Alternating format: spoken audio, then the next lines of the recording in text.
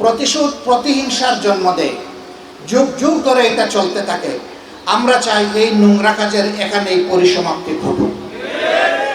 তবে ন্যায় এবং ইনসাফের দাবি হচ্ছে, যিনি যে অপরাধ করেছেন নির্দিষ্ট অপরাধের জন্য তাকে শাস্তি পেতে হবে। বাংলাদেশের মানুষকে আয়না গড়ে টেনে নিয়ে অন্ধকারে মাসের পর মাস, বছরের পর বছর রেখেছেন, সেইভাবে নয়।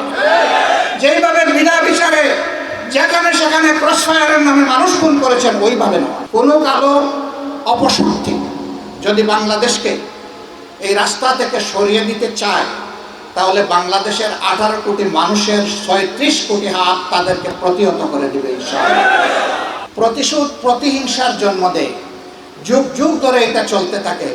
আমরা চাই এই নোংরা কাজের এখানেই পরিসমাপ্তি ঘটুক। তবে ন্যায় এবং ইনসাফের দাবি হচ্ছে, যিনি যে অপরাধ করেছেন নির্দিষ্ট অপরাধের জন্য তাকে শাস্তি পেতে হবে, এবং সেটি আইনি প্রক্রিয়ার মধ্য দিয়ে, বেআইনিভাবে নয়। রক্ষী বাহিনী যেভাবে খুন করেছে সেইভাবে নয়।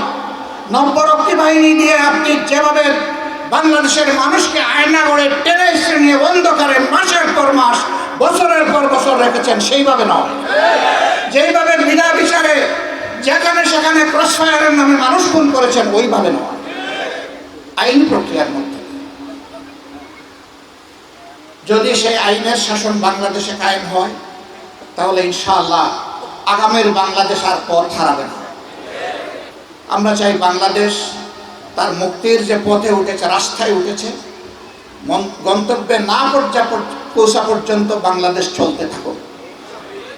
কোনো কালো অপশক্তি যদি বাংলাদেশকে এই রাস্তা থেকে সরিয়ে দিতে চায়, তাহলে বাংলাদেশের 18 কোটি মানুষের 36 কোটি হাত তাদেরকে প্রতিহত করে দিবে ইনশাআল্লাহ।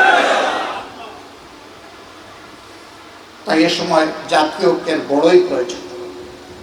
জাতির মৌলিক ইস্যুতে আমাদেরকে অবশ্যই ঐক্যবদ্ধ থাকতে হবে। সকল দল জোট তার নিজস্ব অবস্থান থেকে রাজনীতি করবে, বিবেকের তাড়নায় যা বলা দরকার বলবে, বর্তমান সরকারেরও প্রয়োজনীয় সমালোচনা করবে। আবার সাথে সাথে এই সরকার যাতে সংস্কারের কাজগুলো সফলভাবে করতে পারে, তার জন্য পর্যাপ্ত সহযোগিতাও দেবে। এইভাবে ভারসাম্যহীন কর্মপদ্ধতির মধ্য দিয়ে সকলের রাজনীতি সামনে এগিয়ে যাক। দল ভিন্ন, ঝুট ভিন্ন থাকবে, এটি গণতন্ত্রের সৌন্দর্য। সবাই আমার মনের মতো পছন্দের কথা বলবে না, এটাও গণতন্ত্রের সৌন্দর্য।